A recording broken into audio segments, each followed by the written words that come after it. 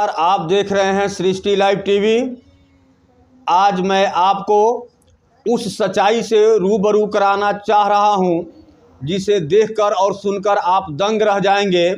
जो नेता चुनाव के दिनों में आपके सामने हाथ जोड़कर स्वयं को निर्भीक, निडर, निश्चल, कर्मयोगी होने का वादा करके आपका सेवक बनकर आपकी सेवा करने के वादे करके आपके वोट को लेकर चुनाव जीत जाता है और चुनाव जीतते ही वह ऐसी जादू करता है कि उस जादू से वह रातों रात धन कुबेर बन जाता है, अरबपति और करोड़पति बन जाता है।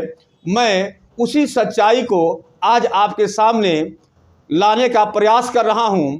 मैं ये बताना चाह रहा हूं कि कैसे नेता आपके साथ झूठे वादे करते हैं और झूठा वादा करके आपका सेवक बनने के बजाय आपका मालिक बन जाते हैं।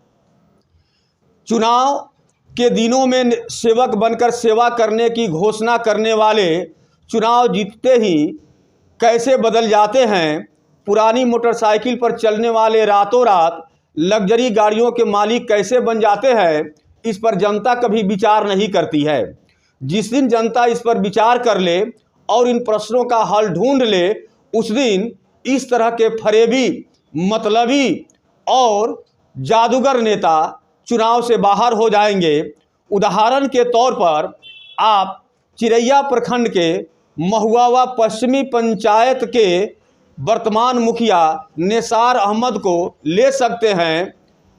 चुनाव के पहले वे पुरानी मोटरसाइकिल से चलते थे, लकड़ियों के खरीद बिक्री का व्यवसाय करते थे, लेकिन चुनाव जीतने के कुछ ही महीनों के बाद वे टॉप मॉडल स्कॉर्पियो, बुलेट और ट्रैक्टर के स्वामी बन गए। कल तक पुरानी बाइक पर चलने वाले नेताजी के पास इतनी महंगी गाड़ियां कहां से आ गई? कहीं उन्हें धन कुबेर का कोई खजाना तो नहीं मिल गया, अथवा नोट छापने वाली कोई मशीन तो हाथ नहीं लग गई जिससे वे टॉप मॉडल स्कॉर्पियो, बुलेट और ट्रैक्टर के मालिक बन गए? यह गहन जांच का विषय है। यदि इनकम टैक्स के अधिकारी इस मामले की सूक्ष्मता से जांच करें तो आय से अधिक संपत्ति अर्जित करने का इससे अच्छा मामला कहीं और उजागर नहीं हो सकेगा।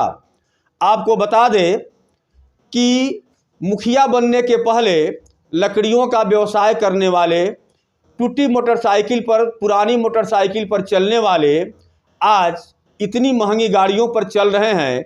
यह जनता के लिए विचारणीय तो है ही, साथ साथ पंचायती राज व्यवस्था पर एक तरह का कुठाराघात है और इस पर आयकर विभाग के अधिकारियों को संज्ञान लेना चाहिए।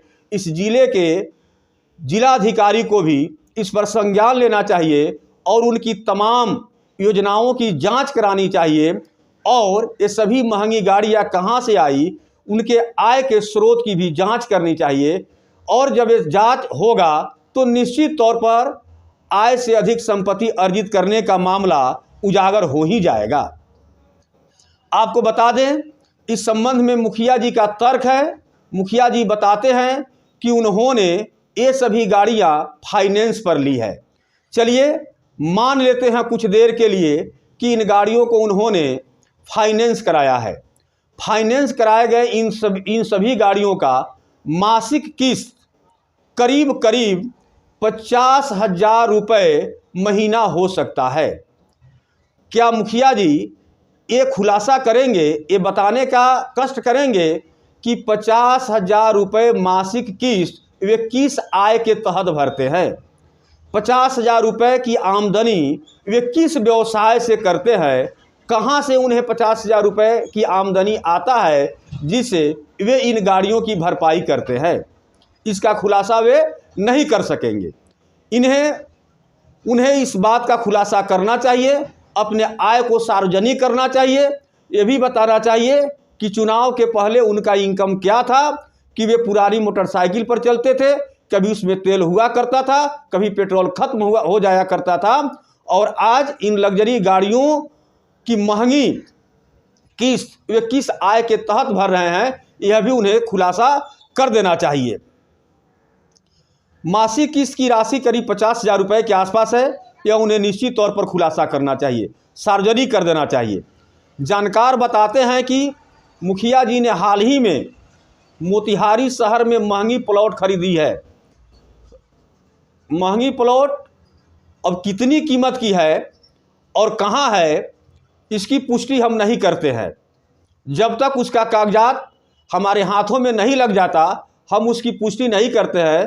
लेकिन जानकारों का कहना है, उनके आसपास रहने वाले लोगों का कहना है कि मुखिया जी ने महंगी की ज़मीन खरीदी है। वीडियो के माध्यम से आयकर विभाग के अधिकारियों से और पूर्वी चंपारण के डीएम से ये अपील करना चाहता हूं कि उनकी सभी योजनाओं की जांच होनी चाहिए और चुनाव के पहले और चुनाव के बाद उनके पास जो संपत्ति है उस संपत्ति की जांच होनी चाहिए।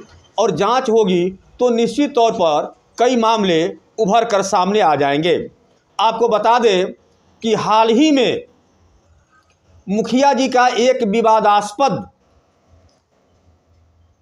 ऑडियो सोशल मीडिया पर बहुत तेज़ी से वायरल हुआ था, जिसमें दर्शाया गया था, जिस वीडियो में यह सुना जा रहा था कि वे एक महिला से किस तरह से आपत्तिजनक बातें फ़ोन पर कर रहे हैं। मैं अगली कड़ी में आपको वह वीडियो भी सुनवाऊंगा, वह वीडियो भी आप तक पहुंचाने का अगली कड़ी में प्रयत्न करूंगा।